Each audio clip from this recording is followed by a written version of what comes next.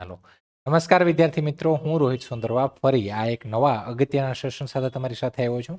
આ સેશનમાં તો કે હાલમાં સ્ટાફ સિલેક્શન કમિશન એસએસસી જીડીની ભરતી બહાર પડી છે, જે તો કે આ જનરલ ડ્યુટી છે. એઝ અ કોન્સ્ટેબલ તમે આપણી જે પેરા આર્મી છે એમાં તમે એક પોસ્ટ તરીકે જોડાવ છો. પેરા આર્મી જેવી કે BSF, CRPF, CISF, Assam rifle. આમાં હવે તો કે આ 10 પાસ ઉપર ભરતી છે, સાથે 25,000થી પણ વધારે જગ્યાઓ છે.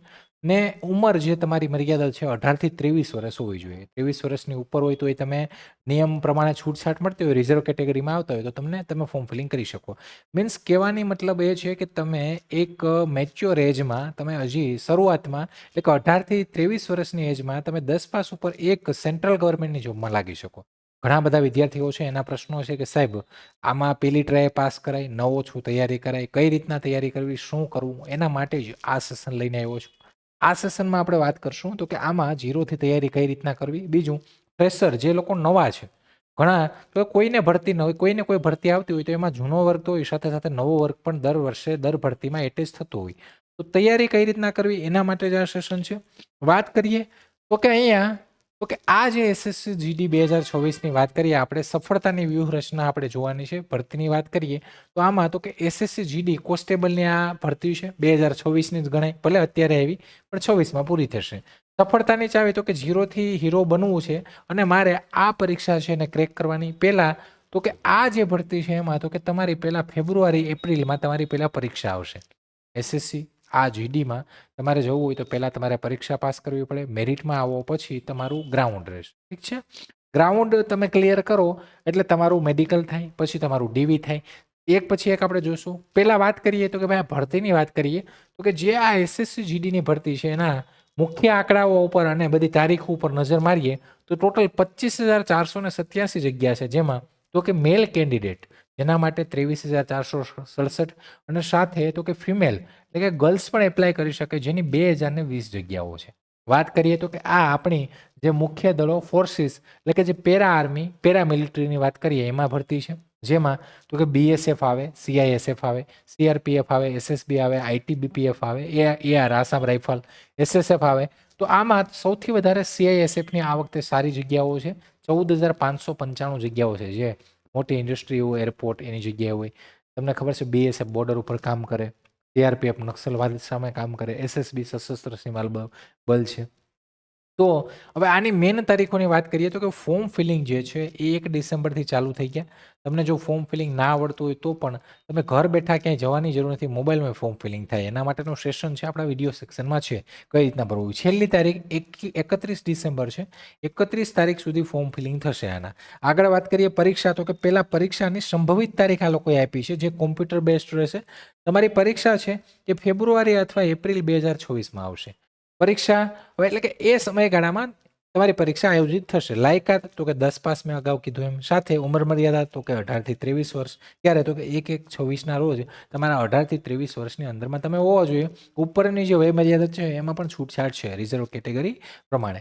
આગળ વાત કરીએ તો કે પરીક્ષા પદ્ધતિ જે છે આની, આ જે કોમ્પ્યુટર બેઝડ એક્ઝામિનેશન છે, જે તમારી એક્ઝામમાં તમારે 1 કલાકમાં 80 પ્રશ્નો સોલ્વ કરવાના આવશે.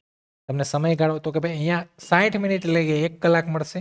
1 કલાકમાં તમારે 80 પ્રશ્નો ક્વેશ્ચન તો એટેમ્પ કરવાના, સાથે કંઈ નેગેટિવ માર્કિંગ એ રહેશે. દરેક ખોટા જવાબ માટે 0.25 છે તમારા કપાશે અહીંયા.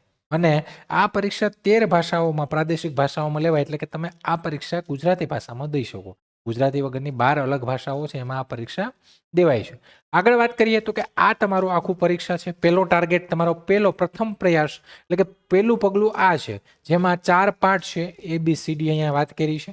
4 પાર્ટ એટલે કે 4 પાર્ટમાં તમારું જનરલ ઇન્ટેલિજન્સ અને રીઝનિંગ, જેના 20 પ્રશ્ન પર ક્વેશ્ચન અહીંયા 2 માર્ક રહેશે, એટલે 40 માર્ક.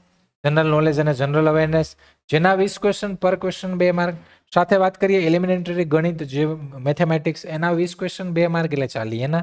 હિન્દી અને અંગ્રેજી બંને અથવામાં છે, આઈધર હિન્દી ઓર ઇંગ્લિશ, એના 20 ક્વેશ્ચન 2 માર્ક એટલે 40 માર્ક એના. એટલે ટોટલ ક્વેશ્ચન 80 થશે, પણ માર્ક તમારા 160 થશે. 160માંથી તમે મેરિટમાં આવો એટલે તમને ગ્રાઉન્ડ માટે બોલાવવામાં આવશે. ગ્રાઉન્ડ જે છે એ તમારું તો કે એમાં 5 કિલોમીટર તમારે રનિંગ છે, અને એ તમારે ક્લિયર કરો એટલે પછી તમારું મેડિકલ અને પછી તમારું ડીવી આ પ્રમાણે છે.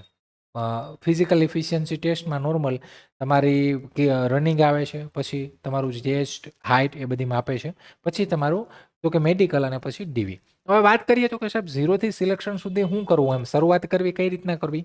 તો પહેલા તો આ જે 4 પિલર છે એ વસ્તુ ઉપર તમારે 4 વસ્તુ ઉપર ધ્યાન દેવું પડશે. પહેલું તો કે અભ્યાસક્રમમાં માસ્ટરી.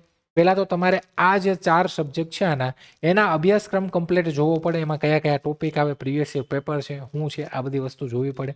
વાત કરીએ એટલે કે પહેલા તો કે દરેક વિષયના મહત્વપૂર્ણ વિષયોની યાદી બનાવો. દાખલા તરીકે કે ગણિતમાં ટકાવારી છે, નફા નુકસાન છે, જીકેમાં કરંટ અફેર છે. તો કે તમારે વિષય વાઇઝ તમારી પાસે સિલેબસ હોવો જોઈએ, કઈ રીતના પ્રશ્નો આવે છે, કયા ઇમ્પોર્ટન્ટ ટોપિક્સ છે, એની એક યાદી બનાવો.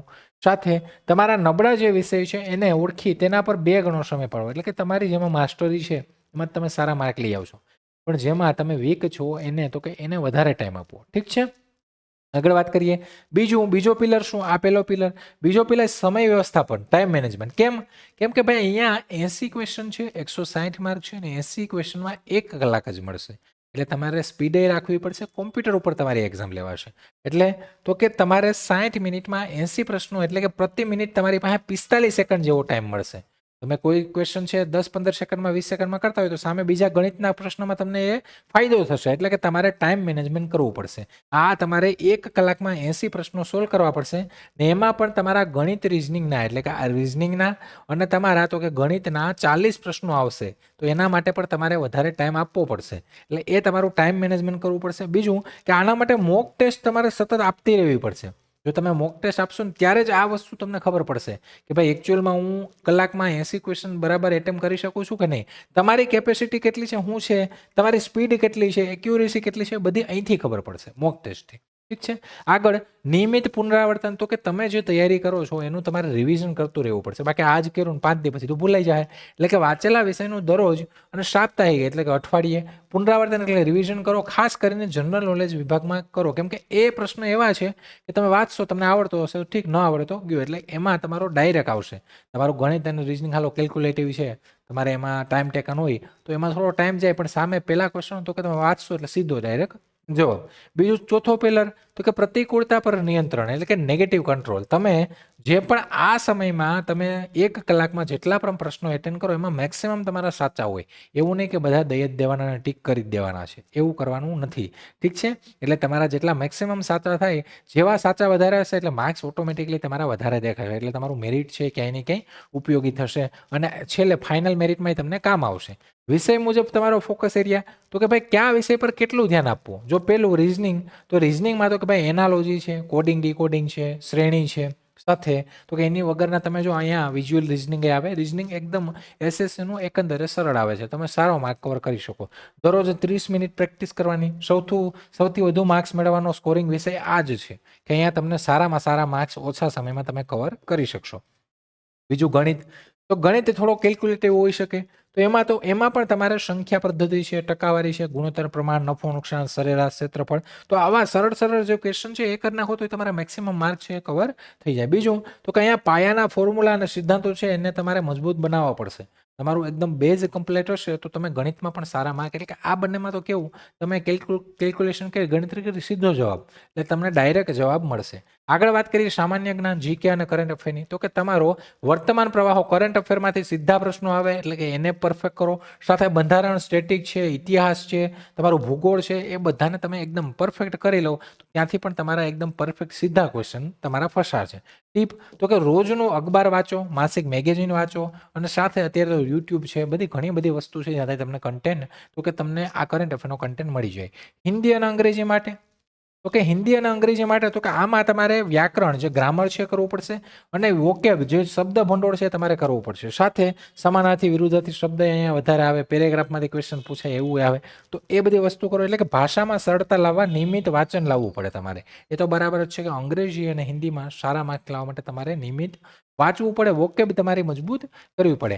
અને એના પછી કે સેકન્ડ સ્ટેજ લેખિત પરીક્ષા તમે પાસ કરી લો, સારા માર્ક લાવો આમાં, કેમ કે ફાઇનલ મેરિટમાં તમને કામ આવશે. પછીનો પડાવ તો કે તમારી ફિઝિકલ ટેસ્ટ છે અને આ તમારી અંતિમ તૈયારી છે. એટલે કે પહેલા દોડની તમે પીઈટી જે છે 5 કિલોમીટર પુરુષ ઉમેદવારો માટે 24 મિનિટમાં કરવાનું છે અને મહિલા ઉમેદવારો છે એને 1.6 કિલોમીટર 8.5 મિનિટમાં. તો તમારે લેખિત પરીક્ષાની તૈયારી સાથે જ સવારે દોડવાની નિયમિત પ્રેક્ટિસ કરો. અત્યારેથી થોડું થોડું કરશો ને ત્યારે એ તકલીફ નહીં થાય. એક સાથે તમારી પરીક્ષાની તૈયારી થશે, સાથે સાથે તમારી જે પીઈટી પ્રેક્ટિકલ છે એની પણ તૈયારી સાથે થશે. કેમ કે 5 કિલોમીટર દોડવાનું છે 24 મિનિટમાં. તો આ વસ્તુ પણ સાથે જ કરો અત્યારેથી. ઠીક છે. આગળ વાત કરીએ તો કે ભાઈ શારીરિક માપદંડ. આ ધ્યાન રાખજો ભાઈ, ઊંચાઈ તો કે આ તો હશે તો જ તમે ફોર્મ ફિલિંગ કરશો. પુરુષ ઉમેદવારો માટે 170 સેન્ટીમીટર છે, મહિલાઓ માટે 157 સેન્ટીમીટર. અને એસટી કેટેગરી જે અમુક કેટેગરી છે એને છૂટછાટ છે. છાતી તો કે છેજ તમારી પુરુષ ઉમેદવારો માટે 80 સેન્ટીમીટર હોવી જોઈએ અને ફૂલાવીને 5 સેન્ટીમીટર વધવી જોઈએ. તો આ તો નોર્મલ ફિઝિકલ સ્ટાન્ડર્ડ છે કે જે હશે. થોડું ઘણું માઇનર 1-2 સેન્ટીમીટર, અડધો સેન્ટીમીટરનો ફરક પડતો હોય તમે પ્રેક્ટિકલમાં સારું કરો તો તમારી વધે પણ શકે. ઠીક છે. આગળ એટલે એનો મતલબ તમારે તો કે ભાઈ આ એટલા તબક્કામાંથી અંતિમ સિલેક્શન માટે તો કે પહેલાં લેખિતમાં સારું પરફોર્મન્સ કરવું પડશે. આમાં માર્ક સારામાં સારા લાવવા પડશે. આમાં તમે લાવશો એટલે તમારી પીઈટી, પીએસટી તમે આ પાસ થઈ ગયા એટલે તમારું મેડિકલ માટે તમને બોલાવવામાં આવશે અને તમને ફાઇનલ સિલેક્શનમાં તો કે આ બેઝ ઉપર સિલેક્શન થાય તમારું એટલે અહીંયા સારા માર્ક લાવવા પડશે. એટલે તમારું દસ્તાવેજ અને તમારું પોસ્ટિંગ થશે. ઠીક છે. એટલે આ વસ્તુ છે. હવે જો આ એસએસસી જીડીમાં તમારે સફળતા સારી રીતના મેળવવી હોય અને આની પદ્ધતિસર તૈયારી કરવી હોય તો એના માટે આ જે બેન્ચ છે લોન્ચ કરી છે. પ્રાઇસ છે તો કે લાઈવ પ્લસ રેકોર્ડેડ બેન્ચ છે જેમાં તમને ફ્રેશ કન્ટેન્ટ મળશે. 1999 રૂપિયા પ્રાઇસ છે. વેલિડિટી તમારી પરીક્ષા સુધી રહેશે. આમાં તો કે તમને બધા જે તમારા સબ્જેક્ટ છે ને તૈયારી કરાવવામાં આવશે. સાથે તો કે આમાં તમારે જોઈન થવું હોય તો તમારે અમારી એપ્લિકેશન જે છે પ્લે સ્ટોરમાંથી ડાઉનલોડ કરવાની, ત્યાંથી જોઈન થઈ શકો. અને તમારે જો કૂપન કોડ મેળવવો હોય તો તમે હેલ્પલાઇન ઉપર કોડ કરશો તમને એડિશનલ 100 રૂપિયા જેવો લેસ કે આમાં થશે. એના માટે કૂપન કોડ આપશે અને તમારું ત્યાંથી પણ કરી દેશે. એના માટે આ જે હેલ્પલાઇન નંબર છે એની ઉપર કોલ કરવો છે. બાકી ઓકે એના સિવાય કંઈ પણ માહિતી, કંઈ પણ તમને મૂંઝવણ હોય, તમારા મનમાં કંઈ પણ પ્રશ્ન હોય તો તમે અમારા જે હેલ્પલાઇન નંબર ઉપર છે એની ઉપર કોલ કરી શકો. બીજું તો કે ભાઈ આમાં એક સારી ઓપોર્ચ્યુનિટી છે. 10 પાસ ઉપર તમે એક સેન્ટ્રલ ગવર્મેન્ટની જોબમાં લાગો છો. પગાર ધોરણ સારું છે. ઠીક છે. તો તમારે જો તૈયારી કરવી હોય અને જોઈન થવું હોય તો બેન્ચ છે. બાકી કંઈ પણ મૂંઝવણ પ્રશ્ન હોય તો એના માટે તો હેલ્પલાઇન નંબર છે જ. તો આશા રાખું કે તમને મજા આવી હશે અને આવા જ કોઈ નવા સેશન સાથે ફરી મળશું. ત્યાં સુધી રજા લઉં છું. જય હિન્દ, જય ભારત.